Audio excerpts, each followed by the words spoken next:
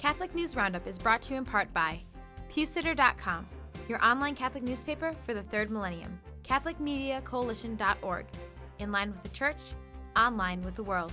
And TheAmericanCatholic.com, politics and culture from a Catholic perspective.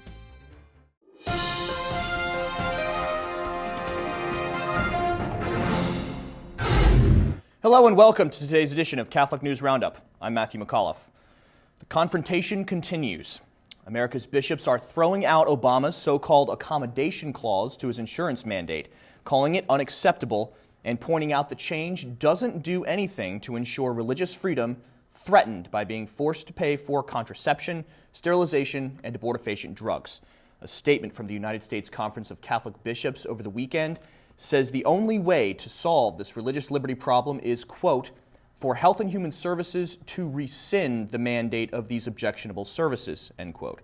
You may remember, Obama's change to his mandate says insurance companies are still obligated to preserve so-called reproductive services for free, though religious affiliated organizations supposedly don't have to pay for contraceptive coverage themselves.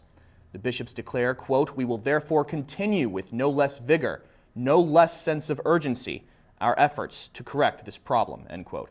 Bishops of the conference are calling Obama's attempt at sidestepping the whole issue insulting, but exactly what they plan on doing next remains to be seen, including the excommunication of mandate-promoting politicians like Kathleen Sebelius and Nancy Pelosi, according to Canon 915. Mandate muddles popularity. Obama is picking a fight with the Catholic Church that numbers say is taking a chunk out of his popularity, according to a tracking poll released just yesterday. According to Rasmussen, Obama's job approval rating has gone down even further, as only 29% of America's voters say Obama is doing a good job in the White House, a 3-point drop in the presidential approval index since the middle of last week. A recap of reports from the same period also reveals that half of American voters disagree with the administration's actions, forcing Catholic institutions to provide birth control.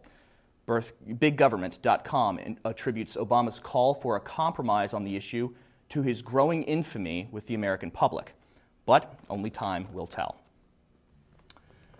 Breaking the sex cycle.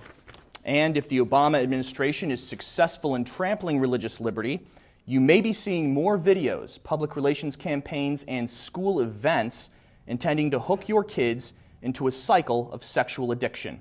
Thanks to the American Life League and its media director, Michael Hitchborn, you can take a closer look at the cycle of sexual deviance Planned Parenthood has in store for children across the country. Here's a quick look. Get the kids addicted to sex so it can sell them birth control. When teens catch a sexually transmitted disease, it sells them testing services. And when a young girl gets pregnant, it sells her an abortion. This isn't education, it's indoctrination intended to drum up Planned Parenthood's abortion business. Help us break the cycle. Go to American Life League's Action Center to find out what you can do to stop the madness. We encourage you to view the entire video without your children in the room. Please visit our resource page by clicking on the link right outside the screen. While graphic in nature, it is only a few minutes long, but jam-packed with useful and shocking information. Stay with us. We'll be back in just a few seconds.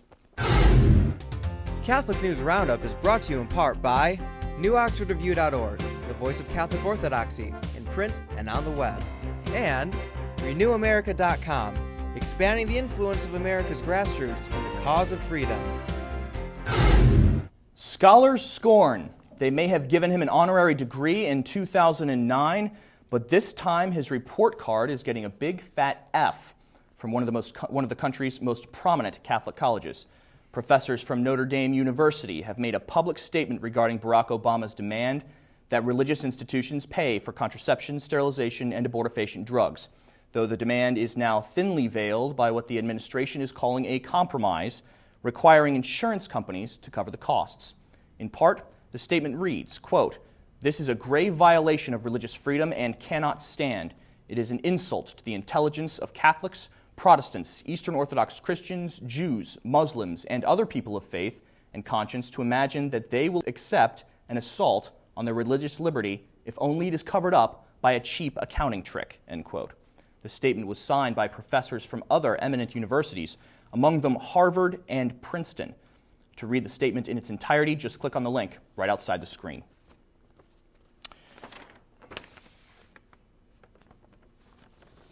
Cross-dressing ban. A Suffolk, Virginia school district is considering a ban on cross-dressing in class, a decision that is drawing cries of First Amendment violations from homosexual activists and the American Civil Liberties Union. School board chairwoman Thelma Hinton says she is supporting the ban because she is concerned about the safety of students, pointing to the suicide of a gay New York student after being bullied online and a cross-dressing California child who was killed. The ban simply says that a student cannot wear clothing, quote, not in keeping with a student's gender, and that, quote, causes a disruption and or distracts others from the education process or poses a health or safety concern, end quote. A vote on the ban is slated for March 1st and would go into effect July of 2012. I'm Matthew McAuliffe. Thanks for tuning in today. Be sure and tune in tomorrow for your daily dose of Catholic News Roundup right here on RealCatholicTV.com. Also be sure to check out The Vortex, where Michael talks about missing the point entirely. Thanks for tuning in. Be sure to tell all your friends about us. And as always, God bless you.